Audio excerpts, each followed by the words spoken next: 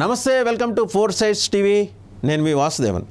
Andhra Pradesh assembly నియోజకవర్గాల విశ్లేషణలో భాగంగా మనం ఈరోజు మండపేట అసెంబ్లీ నియోజకవర్గం గురించి మాట్లాడుకుందాం.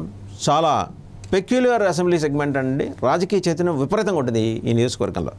ఇది 2009లో ఏర్పాటైంది. ఏర్పాటు కాక మునుపు 1952 నుంచి 72 వరకు, అంటే ఒక 25 ఏళ్ల పాటు పామర్రు అసెంబ్లీ నియోజకవర్గంగా ఉండేది. అంటే కొన్ని ఇతర మండలాలను కొన్ని భాగాలు వచ్చి కలిసినాయి అన్నమాట.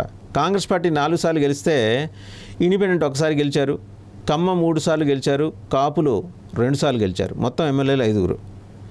52లో 1952, 55, 62 3 సార్లు కూడా ఎస్పీబీ పట్టాభిరామారావు గారు కమ్మ సామాజిక వర్గానికి చెందిన నాయకులు, వీరు కాంగ్రెస్ పార్టీ నుంచి గెలుపొందారు. 62లో సంగీత వెంకటరెడ్డి గారు కాపు సామాజిక వర్గం నుంచి 67లో గెలిచారు. అలాగే 72లో గాదం కమలాదేవి గారు కాంగ్రెస్ పార్టీ నుంచి గెలిచారు.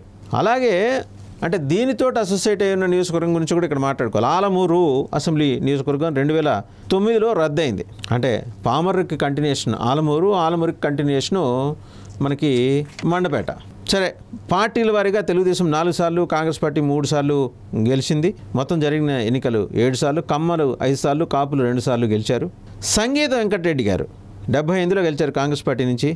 అలాగే 1978లో గెలిచిన సంగీత వెంకటరెడ్డి గారు 1989లో కూడా కాంగ్రెస్ పార్టీ నుంచి గెలిచారు కాపు సామాజిక వర్గం. 1985లో కమ్మ సామాజిక వర్గానికి చెందిన వల్లూరు నారాయణమూర్తి గారు తెలుగుదేశం అభ్యర్థిగా ఇక్కడి నుంచి గెలిచారు.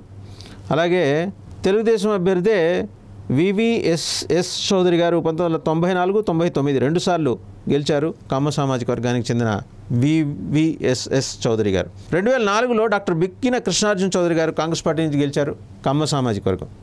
సో చాలా ఇన్ఫ్లుయెన్షియల్ సామాజిక వర్గం. సంఖ్యాపరంగా ఇక్కడ తక్కువ ఉండవచ్చు వారు కమ్మలు మిగిలిన కులాలతో పోలిస్తే. అలాగని శెట్టి బెజలతో సమానమైన ఓటింగ్ శాతం కూడా ఉన్నవాళ్ళు. ఒకసారి ఆ విశ్లేషణ చూద్దాం. మండపేట నియోజకవర్గంగా 2009లో ఏర్పాటైన తర్వాత మండపేట, రాయవరం, కపిలేశ్వరపురం 3 మండలాలు ఇందులో వచ్చి కలిసినాయి. Number of polling stations 221, 2,17,000 voting ఉంది. 106,000 మేల్ ఓటర్స్ అయితే 111,000 ఫిమేల్ ఓటర్స్ ఎక్కువ. తెలుగుదేశం 3 సార్లు గెలిచింది. మొత్తం జరిగిన ఎన్నికలే 3 సార్లు. 2009, 2014, 2019 వేగుళ్ళ జోగేశ్వరరావు గారు 3 సార్లు గెలిచారు కమ్మ సామాజిక వర్గం ఆయన తెలుగుదేశం. కానీ ఇంట్రెస్టింగ్లీ ఓటింగ్ పర్సంటేజ్కి వచ్చేప్పటికీ తెలగ, కాపు, బలిజ ఓటింగ్ 20.71% ఉంది. శెట్టి బలిజ 13.53, కమ్మ సామాజిక వర్గం 13.02, రెడ్డి 9.13, మాల 8.72, మాదిగ 6.14. సో కాపులు అత్యధికంగా ఉండి కమ్మలు గెలుస్తున్న నియోజకవర్గం ఇది. మండపేటకు ఆ ప్రత్యేకత ఉంది. అంటే ఓటింగ్ని ఎలాగా చేసుకోవచ్చు, పోల్ మేనేజ్మెంట్ ఎలా చేసుకోవచ్చు అనేది ఆ సామాజిక వర్గ నేతలకు తెలిసినంతగా, తెలుగుదేశం పార్టీకి తెలిసినంతగా మిగిలిన వాళ్ళకి తెలియదని చెప్పడానికి ఈ ఉదాహరణ చెప్తున్నాను అనమాట. ఇది మండపేట అసెంబ్లీ నియోజకవర్గం గురించి.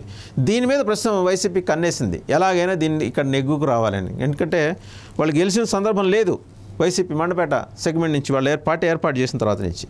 సో ఎట్టి పరిస్థితుల్లో ఇక్కడ గెలిచి తీరాలి.